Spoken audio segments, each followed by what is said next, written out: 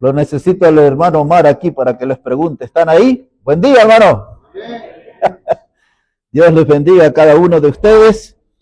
Mi invitación en esta mañana es abrir en las Biblias, por favor, Evangelio de Lucas, capítulo 23. Evangelio de Lucas en el capítulo 23, y en un momento vamos a comenzar a leer versos 26 en adelante y informarles, si usted no estuvo ayer nuestro mensaje estaba basado en Lucas 19 y versículo 28, donde hablaba del Señor Jesús que se levantó y fue adelante hacia Jerusalén. Y era impactante ver la decisión de ir adelante hacia Jerusalén, porque le esperaban tiempos de sufrimientos, iba a experimentar el dolor de las deserciones, es decir, que muchos de sus apóstoles le iban a abandonar, iba a sentir también el diente filoso de la traición, porque uno de ellos le iba a entregar, y luego la persecución por medio de los líderes religiosos y políticos, y finalmente el castigo que tuvo que soportar del látigo, de una corona de espinas sobre su cabeza, los clavos en sus manos y en sus pies. Y todo eso, hermano, él sabía lo que iba a suceder porque él lo había anticipado, pero dice la Biblia que se levantó y fue adelante hacia Jerusalén.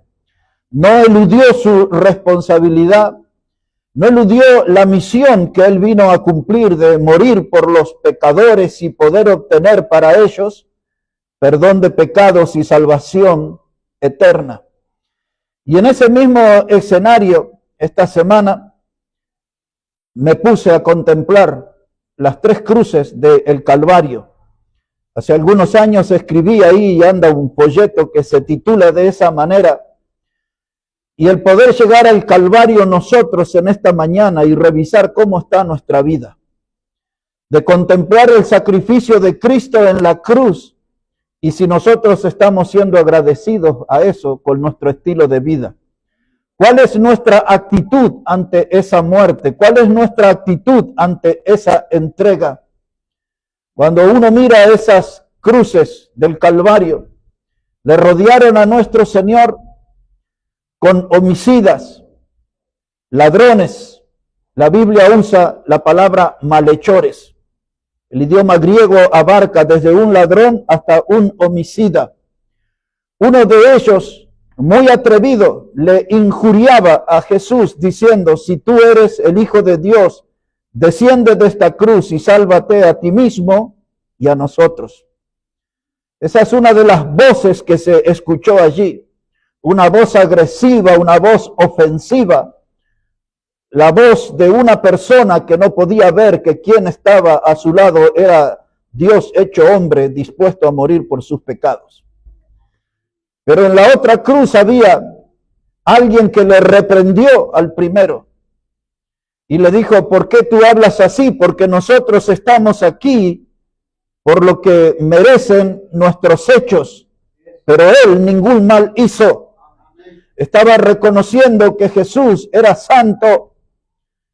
Y entonces, de pronto se escucha la voz del Señor Jesús diciendo: Padre, perdónalos, porque no saben lo que hacen. Y en ese escenario que la Biblia le llama el Gólgota o el Monte Calvario, Gólgota es la palabra en lengua aramea que significa el monte de la ejecución. Porque estos no eran los únicos crucificados, fueron cientos de crucificados en ese tiempo. Para que ustedes tengan una idea, la crucifixión era la forma brutal que ejercían los romanos sobre las personas que ellos consideraban como sediciosos o rebeldes al César. En el año 4 antes de Cristo, uno de los generales romanos que había sido senador y había tenido otros títulos, se llamaba Quintilio Varo. Y ese hombre en el año 4 antes de Cristo, en un solo día, mató 2000 judíos crucificados. De modo que la cruz, hermanos, en esos tiempos era un horror mencionar esa palabra, por la humillación y por el dolor extremo al que era sometido el crucificado. Pero allí en el Monte Calvario usamos esa palabra y cantamos aquí, entre otros, el himno que dice: en el Monte Calvario estaba una cruz, emblema de afrenta y dolor. Y yo amo esa cruz donde murió mi Jesús por salvar al más vil pecador. Entre ese himno y otros usamos la palabra Calvario. Es una palabra de origen latín que significa calvarie, calavera. Y cuando usted mira hoy usted mira a ese lugar y hay una roca que sobresale de ese monte y tiene la figura de una calavera. El lugar está bien reconocido, bien identificado. Y les hablo de ese lugar porque hoy, hermanos, quiero hablarles acerca del tema de una invitación, un llamado al Calvario. Un llamado al Calvario. Y quiero invitar que juntos podamos entrar en ese lugar y que podamos contemplar por la palabra de Dios lo que allí ha sucedido y qué estamos haciendo en nuestra vida en relación con lo sucedido allí en el Monte Calvario. Entonces, esta mañana, esta es la invitación, un llamado al Calvario. Aquí en el Evangelio de Lucas, hermanos, capítulo 23 y el versículo 26, dice la palabra de Dios: y llevándole a Jesús, ¿verdad?, tomaron a cierto Simón de Cirene que venía del campo, y le pusieron encima la cruz para que la llevase tras Jesús. Y le seguía gran multitud del pueblo y de mujeres que lloraban y hacían lamentación por él. Pero Jesús, vuelto hacia ella, les dijo: hijas de Jerusalén, no lloréis por mí, sino llorad por vosotras mismas y por vuestros hijos. Porque he aquí vendrán días que dirán: bienaventuradas las estériles y los vientres que no concibieron y los pechos que no criaron. Y entonces comenzarán a decir a los montes: caed sobre nosotros, y a los collados cubridnos.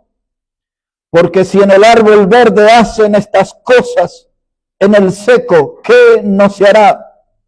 Y llevaban con él a otros dos que eran malhechores para ser muertos.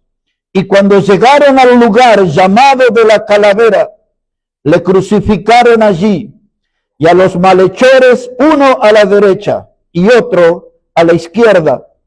Y Jesús decía: Padre, perdónalos, porque no saben lo que hacen. ¿Cómo llegamos a este lugar, al Monte Calvario? Horas antes, en el huerto de Getsemaní, nuestro Señor fue apresado por Judas el Iscariote y una turba de maleantes que le acompañaban. Allí se vio el beso de la traición, el beso que es un gesto de cariño, de afecto.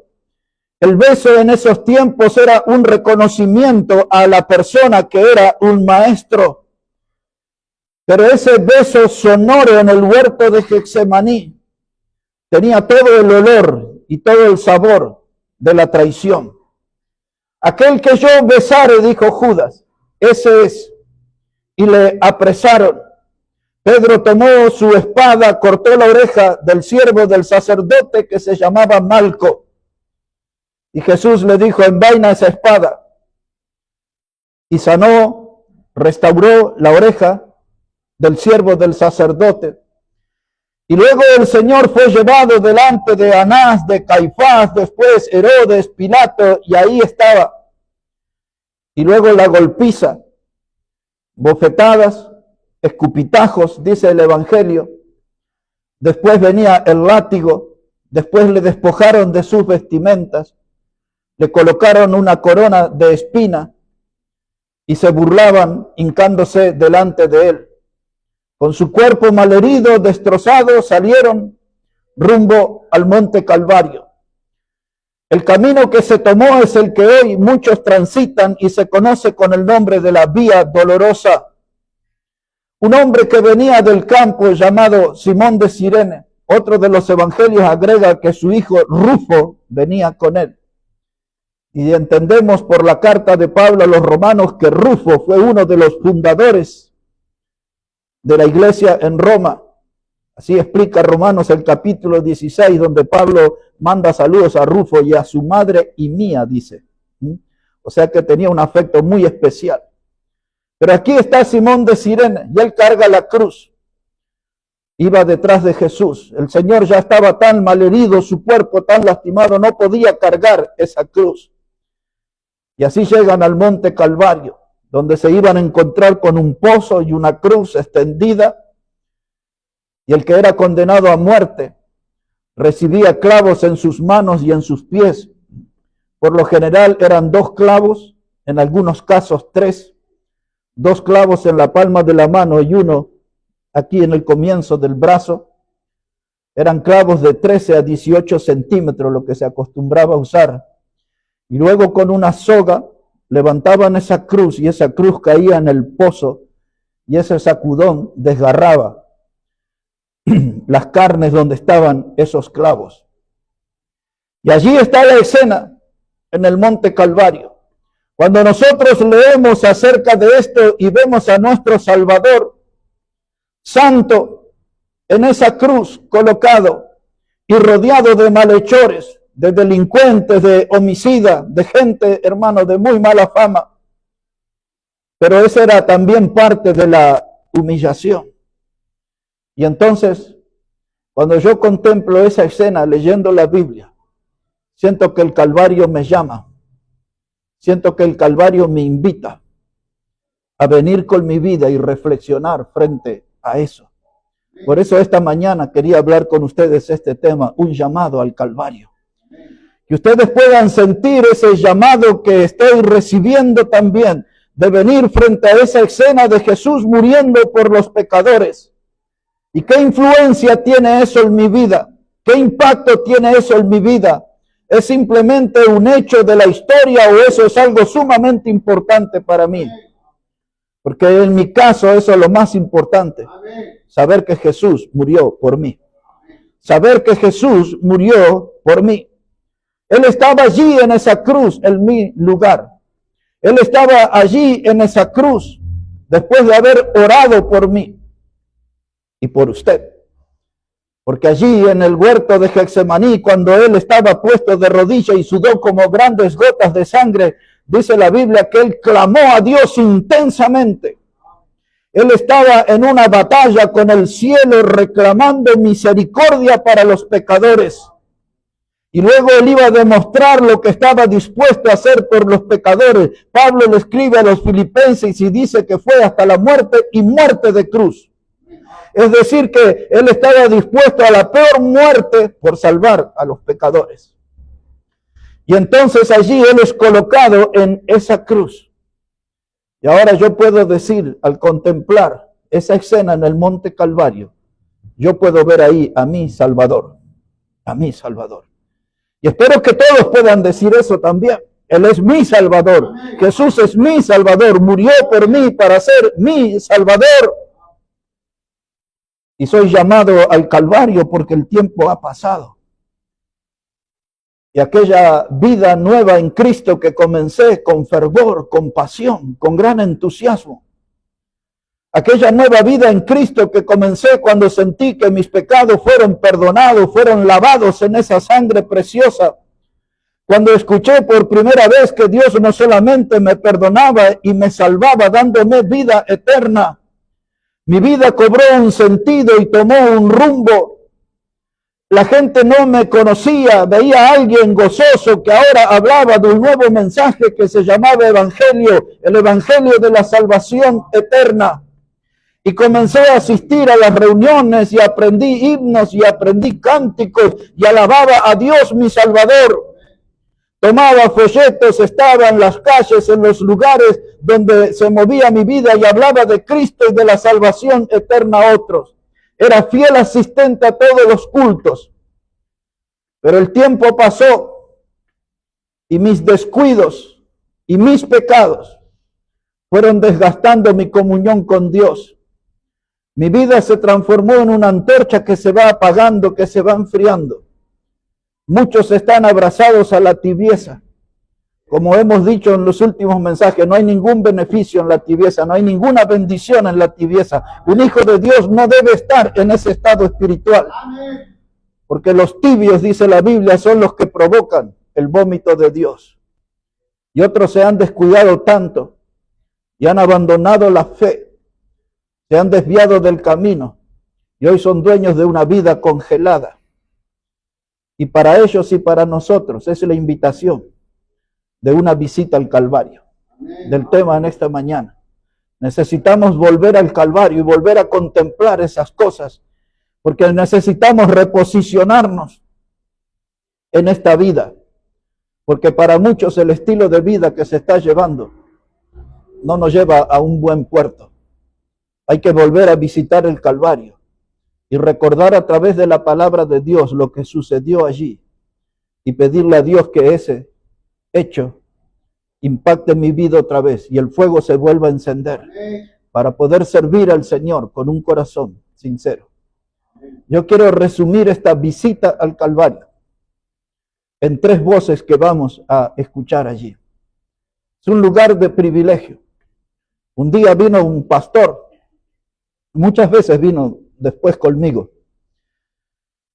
pero un día me llamó desde Europa y me dice, voy a estar ahí en Buenos Aires, quiero ir contigo a un café que se llama Tortoni. Está muy cerca de la Casa de Gobierno. Ese café como es del año 1850.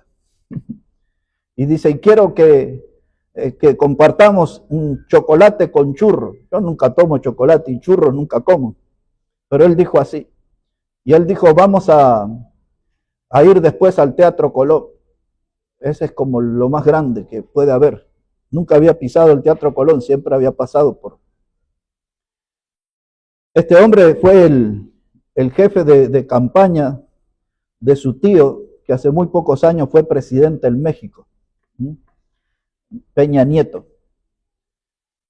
Y él llegó aquí, hicimos todo lo que él dijo, y fuimos allí al Teatro Colón, allí donde las grandes voces de la ópera y los artistas más destacados en el mundo de tantas décadas pasaron ahí en ese escenario. Y alguien nos estaba guiando allí. Habían unos lugares que eran paredes de oro, con cosas de oro. No desconocía eso. Había una parte del piso que tenía unas baldositas así en miniatura, eran más de 1 millón, ¿no? Por supuesto que no las conté yo, pero la guía nos iba explicando ahí todo eso.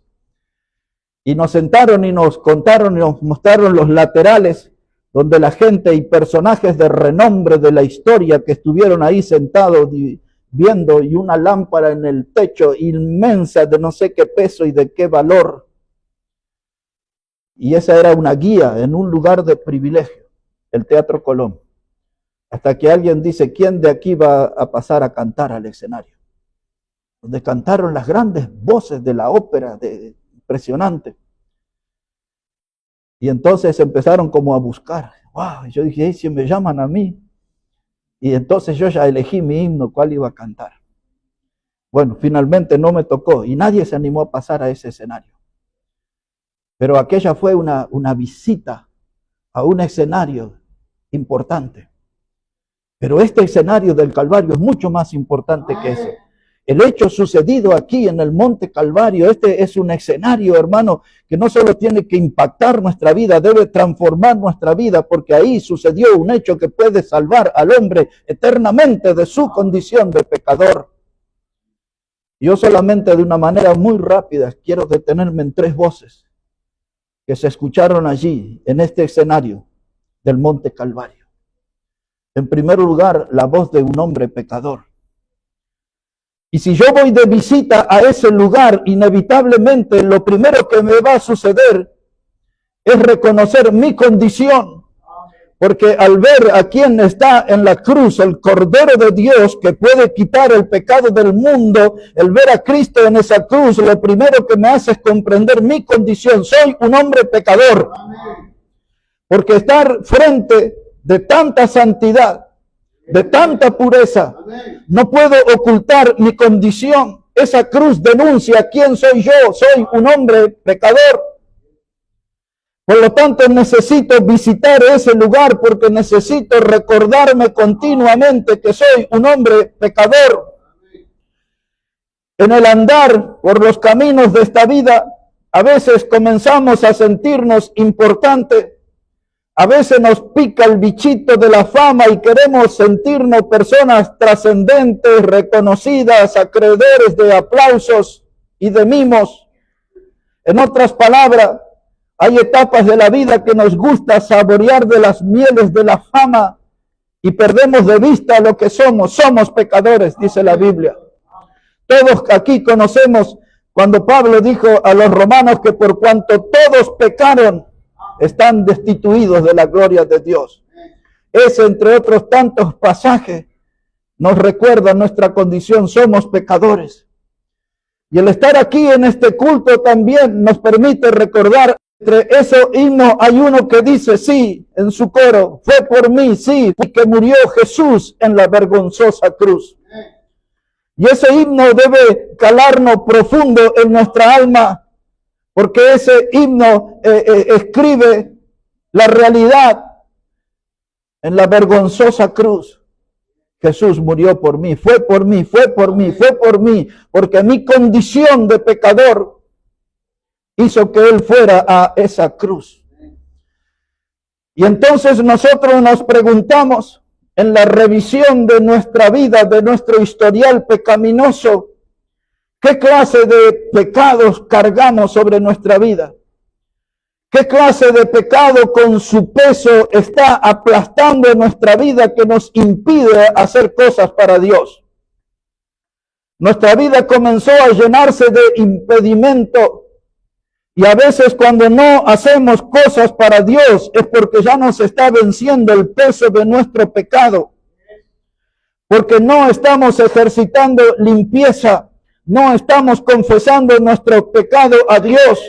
Y el pecado es una fuerza que aplasta, que derrota, que humilla. Una antigua canción popular decía que algunos andan con la cara de mate lavado. Y a veces esa es la realidad. No somos ya los cristianos vigorosos, esplendorosos. Ya no somos esos hombres y mujeres llenos de entusiasmo que invocábamos el nombre de Jesús y hablábamos el nombre de Jesús y nos sentíamos fieles embajadores del Señor Jesús. Nuestra voz se ha apagado, nuestro testimonio se ha ido yendo al piso lentamente, la fuerza espiritual se ha ido desapareciendo de nuestra vida. Y si yo estoy viviendo algo así, necesito una visita al Calvario.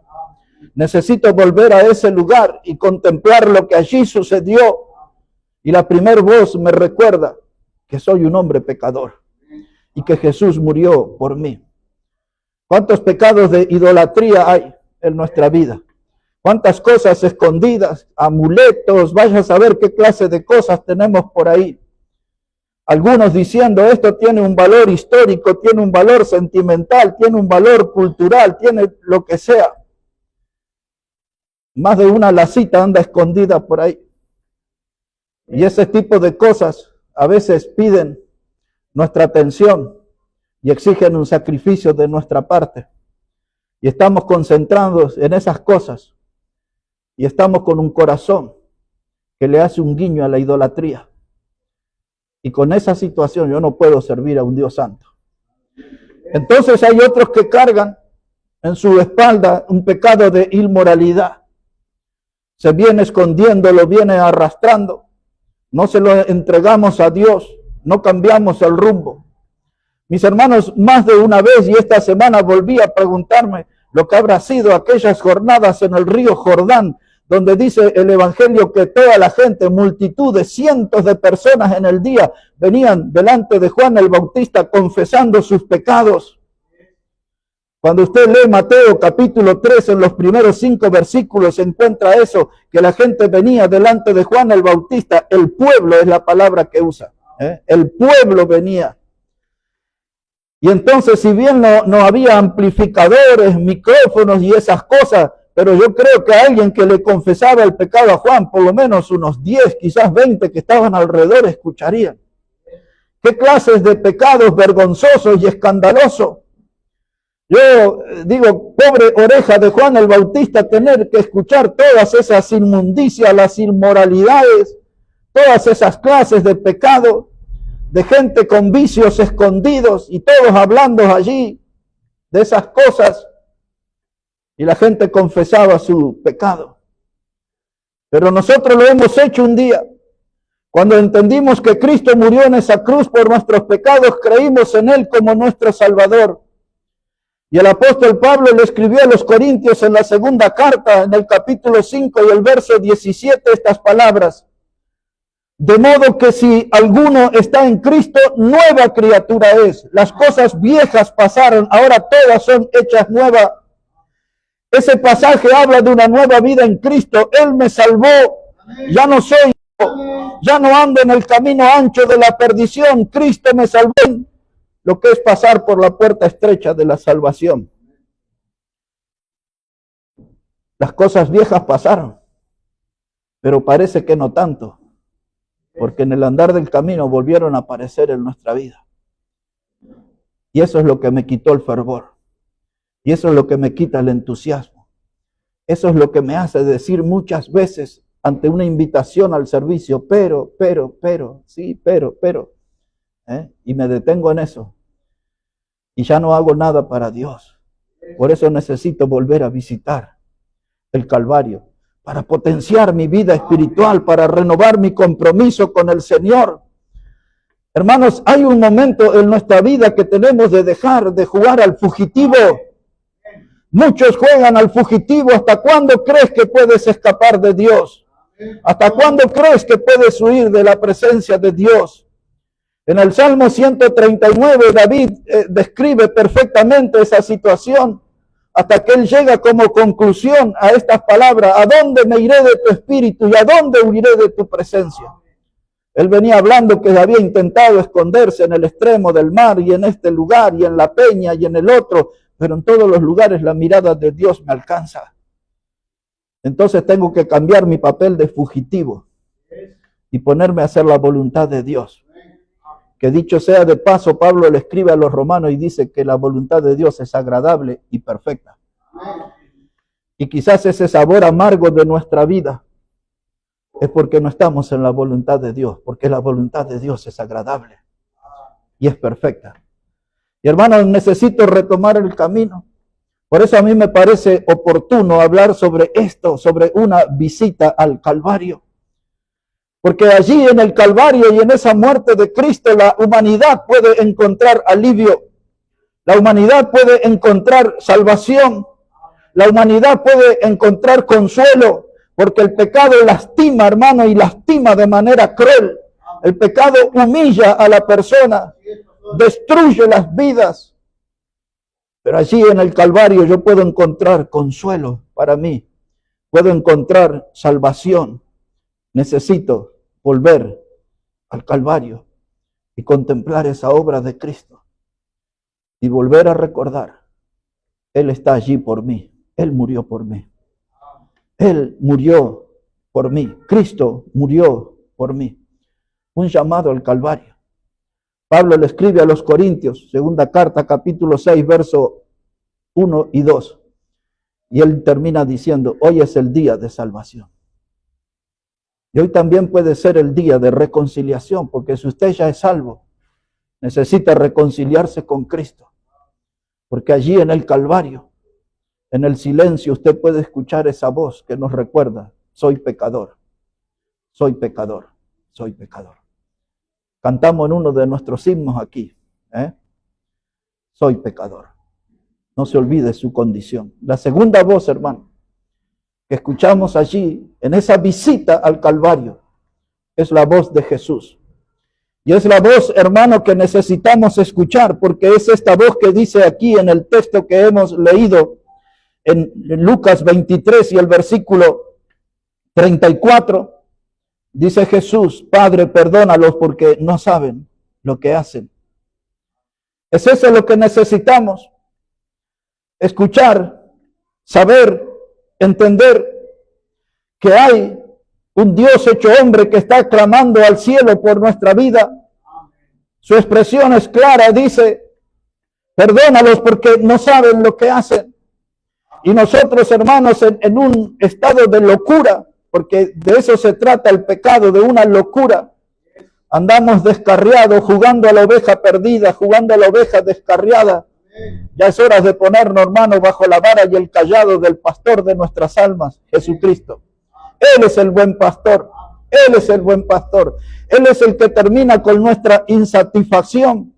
Él es el que termina con nuestra infelicidad. Como bien está expresado en el Salmo 23 y en el versículo 1, el Señor es mi pastor, nada me faltará. Nada me faltará. Y si hoy ando insatisfecho, afligido, preocupado, es porque no estoy bajo el liderazgo del pastor. No estoy en el redil del pastor, siguiendo el camino que me marca. Porque cuando el Señor es mi pastor, nada me va a faltar. Ahí está la voz de Jesús. Y yo miro esa cruz y veo al Hijo de Dios abandonado. El Salmo 22 y el versículo 1 nos recuerda sus palabras: Dios mío, ¿por qué me has abandonado? El Hijo de Dios abandonado en la soledad, Él cargó solo con todo el sufrimiento. Pedro lo explicó con estas palabras. Capítulo 2 y verso 24 dice que Jesús cargó sobre su cuerpo todo nuestro pecado y lo llevó a la cruz. Solitario en esa cruz. Nadie ofrecía una ayuda, nadie quería ocupar el lugar de Él. Y Él está allí clamando: Dios mío, ¿por qué me has desamparado? Y había voces y gestos de burlas de gente que pasaba frente a la cruz y meneaba la cabeza, estiraba sus labios. Seguramente había allí insultos. Y ahí estaba Jesús, abandonado en esa cruz. ¿Por qué Dios no le ayudó? Porque la Biblia enseña que Dios es santo. Y su Hijo estaba cargando todo el pecado. No hay relación entre el Dios santo y el pecado. Por eso estaba allí solitario, sufriendo el tormento de esa cruz, abandonado en esa cruz, hermano. Yo lo contemplo. Con todas esas heridas, un cuerpo literalmente destrozado. Y eso era lo que el profeta Isaías había anticipado en el capítulo 52 y 53, los dos capítulos. Dice Isaías: más le veremos sin atractivo para que le deseemos. Un Cristo desfigurado, un Cristo con su cuerpo destrozado en esa cruz. Lo miro, no tiene el aspecto de un ser humano, pero es igual a mí. No tiene el aspecto de un ser humano. Está desfigurado, no hay atractivo en él. No hay hermosura. Pero yo lo deseo y lo necesito como mi Salvador. Necesito que Él sea mi Salvador, porque mi condición de pecador es triste.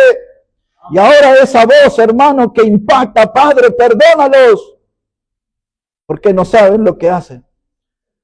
Nosotros que tenemos la venganza en nuestras venas, ante cualquiera que hace algo malo contra nosotros, queremos nosotros devolver. Pero Él sufrió todo el castigo, todo el dolor. Pero Él estaba pidiendo perdón para el pecador. Perdónalos, Padre, no saben lo que hace. Y esa voz es nítida, y esa voz penetra en mi alma. Y de pronto otra voz se suma y le dice a Jesús: acuérdate de mí cuando vengas en tu reino. Y las palabras más dulces e impactantes se escucharon inmediatamente: hoy estarás conmigo en el paraíso. un pecador arrepentido, un hombre que no perdió su oportunidad, que reconoció que quien estaba a su lado era Dios hecho hombre muriendo por el pecador. Y lo sabemos porque Lucas dice que él le reprendió al otro ladrón y le dijo, ¿cómo no temes tú a Dios estando en la misma condición?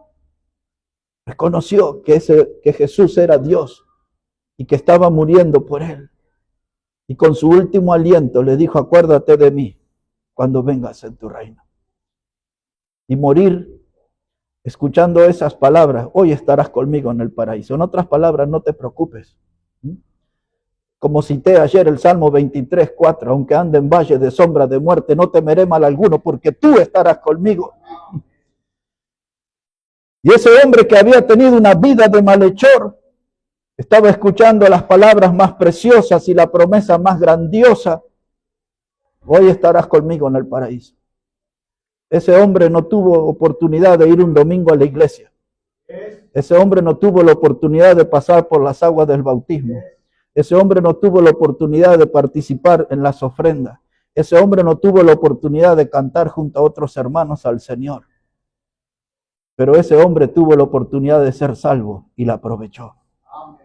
Y fue salvo. Y un día le veremos y hablaremos con él. Que nos recuerde ese momento. Pero usted y yo necesitamos una visita al Calvario hoy, para volver a contemplar a Jesús muriendo por nosotros, hermanos, y poder encender ese fuego para servir a Dios, para honrar a Dios con nuestra vida, con nuestro testimonio, hermano. No podemos confundirnos. En la cruz del centro, frente a nosotros, frente a nuestra mirada, está el Redentor. Está Jesús muriendo por nuestro pecado. Él no es el fundador de una nueva religión. Él es el Salvador de nuestras vidas. Él es nuestro Salvador, hermanos. Y hay un llamado del Calvario para que podamos ver a lo que el escritor a los Hebreos en el capítulo 5 y en el versículo 9 dice de Jesús, el autor de la vida. Él es el autor de la vida. Dice el escritor a los Hebreos, es el autor de eterna salvación. Autor de eterna salvación. En otras palabras, autor de la vida eterna para nosotros. La voz de un pecador, la voz de Jesús el Salvador. Y la tercera voz que se escucha en el Calvario es la voz de Dios, el juez. Y esa voz tiene un llamado también. Obsérvelo conmigo, por favor, ya en la parte final de nuestro mensaje. Observe ahí en el libro de Hechos de los Apóstoles, el capítulo 17. Hechos de los Apóstoles, el capítulo 17. Y una vez que llegamos ahí, vamos a poner nuestra mirada. Versículo 30. Hechos de los Apóstoles, capítulo 17, versículo 30. Dice la palabra de Dios, pero Dios, habiendo pasado por alto los tiempos de esta ignorancia, ahora manda a todos los hombres en todo lugar que se arrepientan, por cuanto ha establecido un día en el cual juzgará al mundo con justicia por aquel varón a quien designó, dando fe a todos con haberle levantado de los muertos. El pasaje nos habla de un juicio y Dios el Padre le ha confiado al Hijo este juicio. Dice, doy testimonio que ha sido levantado de entre los muertos. El mundo de hoy, al contemplar el Calvario, puede ver a Jesús como el Salvador. Pero si el mundo desprecia esa salvación, rechaza, le da la espalda a esa salvación, un día mirará a Jesús, pero no como Salvador, le verá como juez. Y Dios en su amor hace un llamado al hombre. Dice, ahora Dios manda en todo lugar, dice la palabra, que se arrepienta. Es la última palabra del versículo 30. Dice la palabra que Dios llama, manda a todos los hombres en todo lugar que se arrepientan. un llamado al incrédulo que haga una mirada al Calvario y que pueda entender en esa mirada que ese lugar le denuncia que es un pecador y que ese lugar le pone frente a la gran verdad. Quien está muriendo en esa cruz es Jesús, el Salvador. Si soy pecador, necesito un Salvador. Y entonces Dios manda a todos los hombres en todo lugar que se arrepientan. Desde la ciudad más grande hasta el pueblito más humilde. Desde el palacio más rico hasta el rancho más pobre. En todo lugar donde hay gente, hay un llamado de Dios al arrepentimiento. Hay un llamado desde el Calvario. Una cruz que ofrece salvación eterna a todo aquel que cree en Jesucristo. Dice la palabra de Dios, Él ha establecido un día en el cual juzgará a este mundo. Y esto es lo que el hombre moderno necesita responder. El día que vea a Dios, porque todos verán a Dios. ¿Le veré como mi Salvador o le veré como mi juez? Pero ahora un detalle final para nuestra vida. Hoy nuestra memoria es refrescada por la palabra de Dios. Nosotros que somos distraídos y olvidadizos, nosotros que tenemos a veces una vista corta y hemos perdido de vista lo que sucedió en el Calvario. Nosotros que a veces tenemos expresiones de ingratitud y nos olvidamos del sacrificio enorme de Jesús en esa cruz por nuestra salvación. Pero nos comportamos como gente ingrato, no tomamos la cruz y no le seguimos, no caminamos con Él, no le servimos, no hablamos de su nombre, no damos testimonio de su obra. Nuestra vida, hermano, parece como que se ha vuelto a oscurecer. No estamos anunciando la luz del Evangelio. Hay un mundo que está prisionero en las garras del diablo. Hay un mundo que el diablo arrastra cada día y los empuja para depositarnos en las llamas eternas del infierno, pero no hacemos nada por evitarlo. Nos hemos vuelto insensibles. Nada nos conmueve. Cuando alguien muere pasa a ser parte de una estadística. No nos duele el corazón. No salen lágrimas de nuestros ojos. El pecado nos hace insensibles. Esa es la razón. Pero la cruz nos vuelve a llamar. Dios nos vuelve a llamar. Por eso esta mañana quería compartir con ustedes lo que yo también sentí en estos días. Una invitación al Calvario. No quiero perder de vista lo que sucedió allí. No quiero que se escape de mi memoria lo que pasó allí. Yo quiero tener un corazón agradecido frente a ese hecho de que el Cordero de Dios murió para quitar mi pecado y para darme una salvación. Quizás, como en esta semana me pasó a mí, usted necesite una visita al Calvario. Y hay un llamado del Calvario. Desde la palabra de Dios, Dios quiere que usted vuelva a recorrer y repasar estos hechos. Porque estos hechos los que pueden hacer de nosotros una vida de servicio, una vida que realmente valga la pena vivirla, que honre y que glorifique al Señor. Tenemos que escapar de la tibieza y tenemos que dejar que se encienda el fuego de Dios en nuestros corazones y poder volcarnos al servicio y hacer algo por este mundo, porque ustedes y yo ya estamos del lado de la salvación. Pero este mundo, si no encuentra a Cristo en su camino, el final es triste, es un lugar de tormento, son llamas eternas en la compañía de Satanás. Esa es la verdad, mucha gente no quiere escuchar eso. A veces cuando usted habla con la gente, dice, me quiere asustar, me quiere infundir miedo. Solamente queremos expresar la verdad, porque esta es la verdad de la palabra de Dios. Hay un cielo eterno para los que creen en Cristo y hay un infierno eterno para los que desprecian la salvación. El Calvario nos llama, hermano, a una visita y volver a quien murió por nuestros pecados y consiguió salvación eterna. Cuando dijo que Él nos compró, no con oro ni con plata, que son cosas corruptibles, sino con su sangre preciosa como la de un cordero, sin mancha y sin condenación. ¿Has hallado en Cristo tu buen Salvador? Eres salvo por la sangre de Jesús. Habla de tu Salvador, habla de esa sangre preciosa. Habla del Señor.